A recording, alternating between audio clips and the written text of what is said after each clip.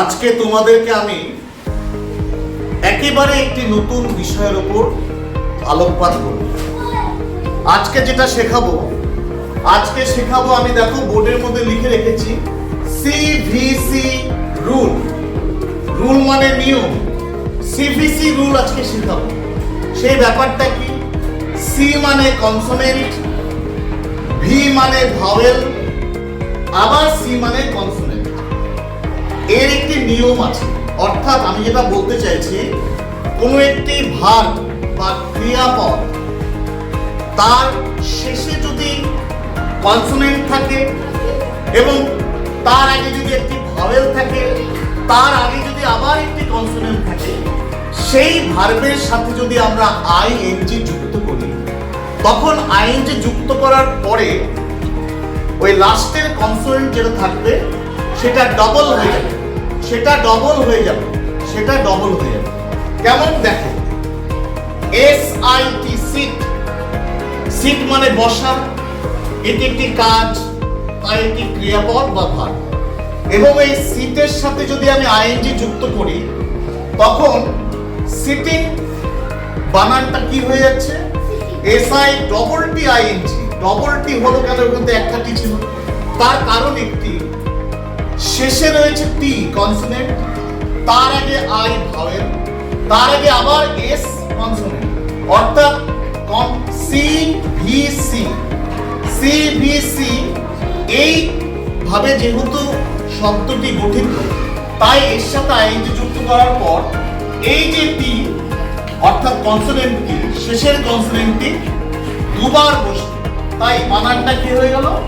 SI double T I N G. আবার দেখো আরেকটি, দেখো রান, আর ইউ এন, রান মানে দৌড়ানো, এটি একটি কাজ অর্থাৎ ক্রিয়াপদ বা ভার্ব। এই রানের শেষেও কিন্তু এন কনসোনেন্ট, ইউ ভাওয়েল, আর আবার কনসোনেন্ট, অর্থাৎ সি ভি সি। এই সিস্টেমে কিন্তু শব্দটি গঠিত হয়েছে।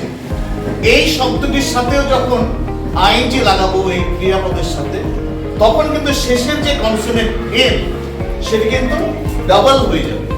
তাই বানানটা কি হয়ে গেল? R U double N I N G. আবার আরেকটি দেখো, running, clap, C L A P. এখানেও পিটা কিন্তু কনসোনেন্ট, তার আগে এ, এটা ভাওয়েল, তার আগে আবার এল আছে কনসোনেন্ট। তাহলে শেষটা কিভাবে গঠিত হয়েছে? কনসোনেন্ট ভাওয়েল কনসোনেন্ট, অর্থাৎ সিভিসি।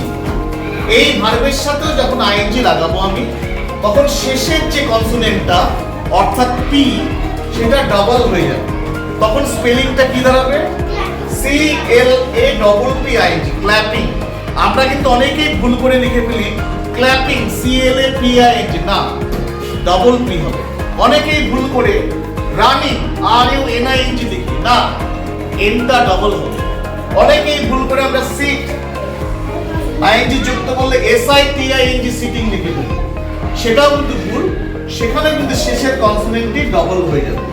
এটাই হলো সিভিসি রুল। বুঝতে পারলে? শেষে থাকবে কনসোনেন্ট, তার আগে থাকবে ভাওয়েল, তার আগে থাকবে কনসোনেন্ট। এরকম কোন ক্রিয়াপদের সাথে আইএনজি যুক্ত করলেই শেষের কনসোনেন্টটি ডবল হয়ে যাবে। বুঝতে পারলে? আশা করি তোমরা বুঝেছো এবং পরবর্তীতে বিভিন্ন এরকম গঠিত ভার্বের সাথে আইএনজি যুক্ত করলে শেষের কনসোনেন্টটিকে তোমরা ডবল করে দেবে। ঠিক আছে?